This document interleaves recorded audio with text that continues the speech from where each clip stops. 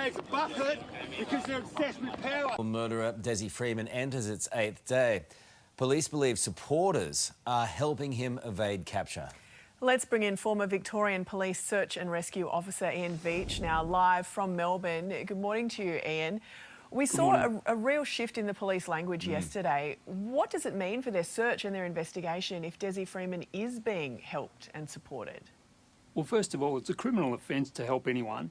I can't believe anyone would be stupid enough to harbour this person who's, accused of murder and serious crimes, and they will go to jail too. So really the search is dynamic and they have to move where the information's taking them. The cops must be zeroing in on those people helping, right? There'd be a number of ways they could do that.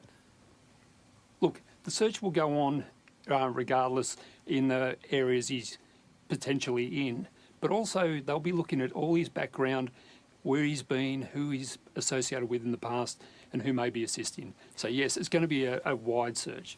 Does it surprise you that he's gone 8 days without being detected? No, look, I've been involved with many searches up in the high country in the past. It is inhospitable. Where he's gone into Mount Buffalo National Park, it is huge. He's got the advantage of knowing the tracks and ways of escaping through to either someone will help him, somewhere where he can hide. But yeah, I think it's quite feasible that he's still moving around up there. So you think that he would have been that prepared to be able to go into those mountains for weeks and months? Look, with the skill set that he seems to have had and his sort of mental instability, you can call it, it's potential that he's had stashes of things out in the bush to survive, but also access to other stuff. So there could be people out there helping him, giving him some supplies, changing his clothes. And as you've seen, the command post has moved, so it is moving around, it's quite dynamic, and the police have been back to his property several times. So he could be hiding in plain sight. He's going to look for an area of safety, so he might be trying to get back home and get the high ground, so to speak.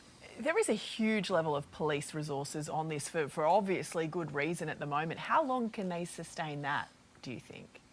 Look, I think they can sustain it till the end. Look, this person, he's killed 2 people, injured others, and look, they owe it to the families of the members.